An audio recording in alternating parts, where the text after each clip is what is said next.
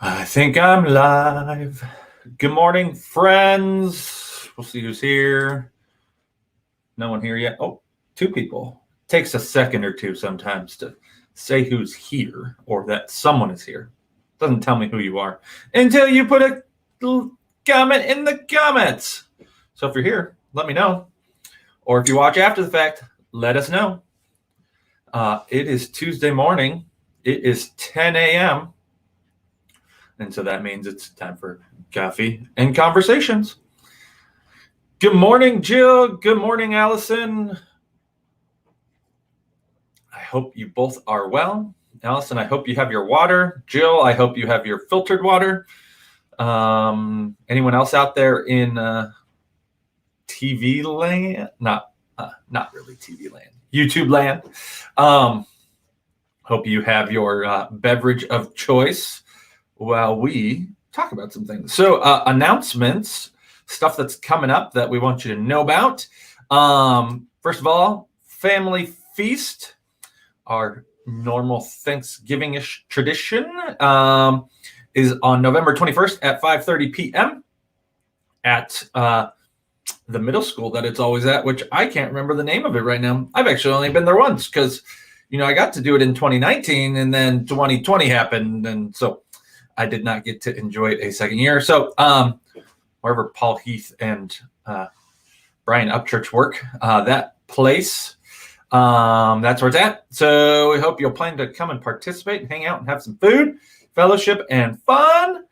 And then with that day is when we typically distribute Thanksgiving baskets. So we are going to plan to do those again this year. We're going to do it like we did last year, where we put a basket of food together that the branch groups will put together. And then we're asking everyone else to donate money for gift cards that we will buy to, I think we did Fred Meyer last year, probably something along that lines, or a Visa gift card of some kind. So that way the families that receive them, the individuals that receive them, can get them and have them in time to shop on Black Friday when there's tends to be better sales, or if we do a Visa gift card, Cyber Monday, those types of things.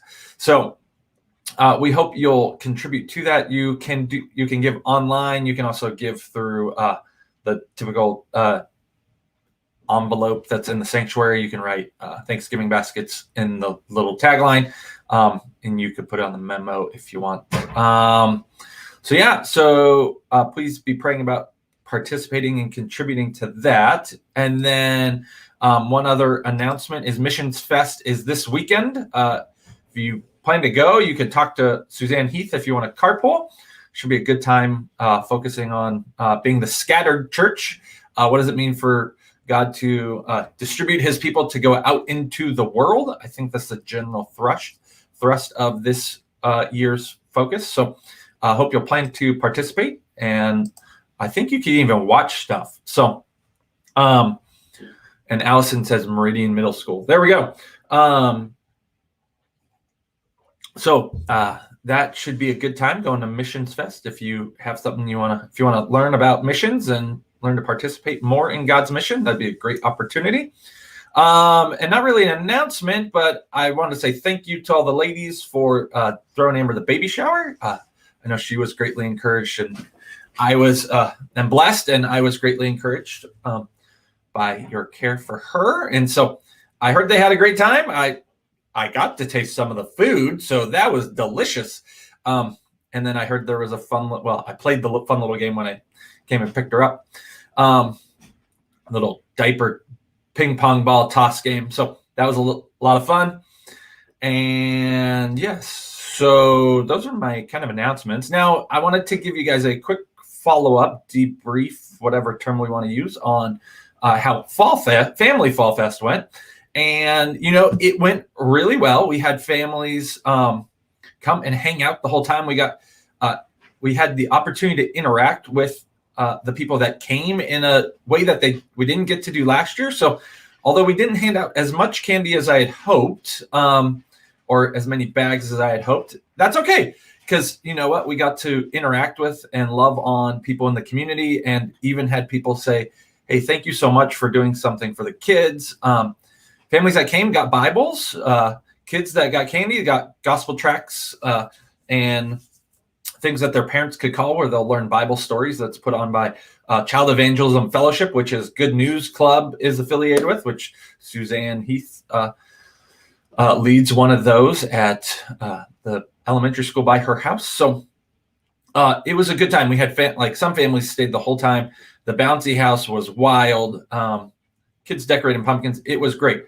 So thank you for helping with that and contributing to that so we could love on our community, and hopefully they will be drawn to the Lord as a result of that.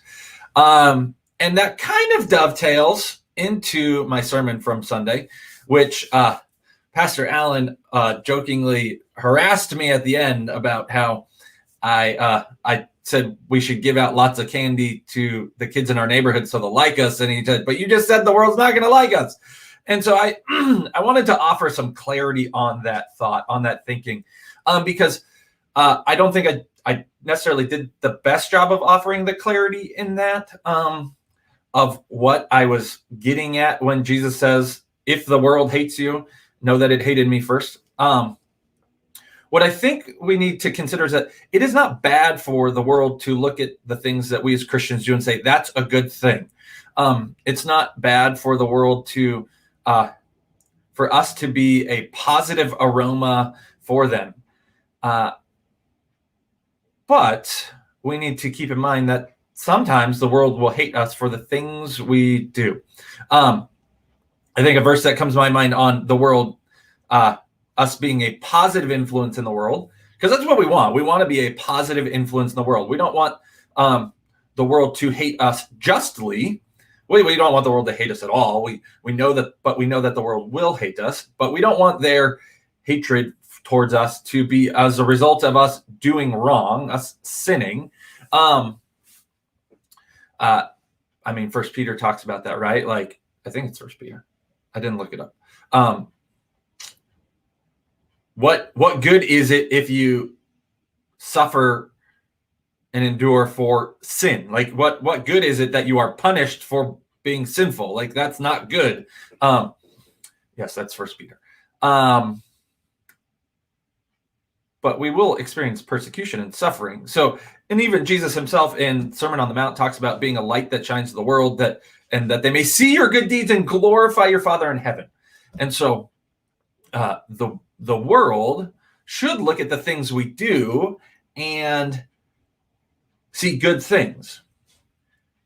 So how does that work with Jesus saying that the world's going to hate us? How does it work that we're just really going to not be favorable? Well, it comes from when we do the things that God calls us to do, like sharing the gospel, like presenting eternal biblical truth. The world's not going to like it, and the world is going to recoil at it. The world should not get mad at us for feeding the poor. The world's not going to get mad at us for feeding the poor. The world may get mad at us. It will get mad at us when we confront it over sin, when we declare the gospel. That is going to be treated with animosity. They didn't crucify Jesus because he fed people. They didn't crucify Jesus because he walked on water. They didn't even crucify him because he healed people. They crucified him because he healed people on the Sabbath. So their interpretation of when he should do something, they were unfavorable to. And so that ultimately led to one of the reasons why they persecuted him and crucified him. So when we say that the world will hate us, we don't mean that the world's going to hate us for the good things we do in like a tangential sense, but the world's going to hate us for the things that we declare and what we witness to. And I think where that comes out is, or how that informs the understanding that the world is going to hate us. So the question of why do we care what the world thinks, where that really impacts and drives our actions should be, we should not let whether the world affirms or denies not the right word, but whether the world dislikes or likes some of the things we do should not be our determining factor if we do them. We should not ask, is the world going to like if I share the gospel with it? The answer to that is no, but we're still called to be witnesses. Is the world going to like us for declaring that we believe that God made the universe and he ordered it in a specific way and he created them male and female? The world is going to reject that and hate that. That doesn't mean we don't declare it, though. So the point that I'll be honest, I don't think I did a good job clarifying that on Sunday, is that we don't let the world's determination of our actions define if we should do them or not. We let Scripture define and determine what our actions are and what is good and what is right, determine what we do. We don't say, hey, the world approves of this, so we should do it. No, we let Scripture determine what we do. We let God say what we should do. Instead of looking to the world to affirm our actions, we look to God to determine and know what we are called to do. And I think there's a difference there between saying we don't want the world to like us. Like, that's not our goal. Our goal is not to have the world dislike us. It's just a reality that the world will dislike us because we are a witness to the world that is opposed to God. And so as I was thinking about Alan's comment after the fact, I thought, I didn't clarify that very well, of what it means for the world to hate us and what it means for us to, why do we care what the world thinks? Ultimately, the world is not going to like certain things we do. So if we use the world as our measuring rod of whether we should do something or not, we're using the wrong thing to determine if we should do something. Our determining factor of what we should do and why we should do it and when we should do it needs to come from God and his word, and be in alignment with that, not with what the world affirms. So much of what we see where a lot of liberal Christian denominations have gone, it's because they've determined with the world what is right and true. They've let the world define those things rather than Scripture define those things.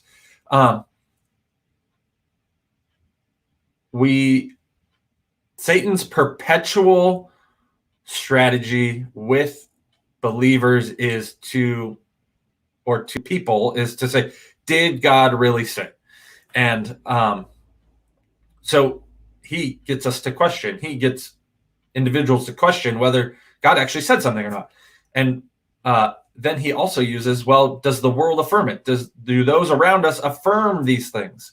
And we need to let Scripture dictate for us what we do and what we think is good and worthy of approval, and know that we don't let the world dictate to us or decide for us what is ultimately the right thing to do.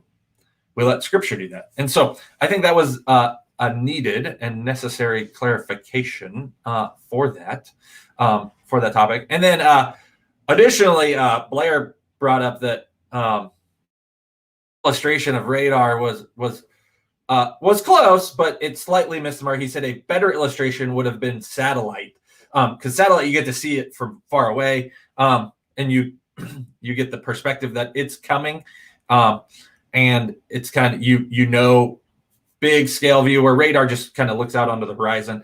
And so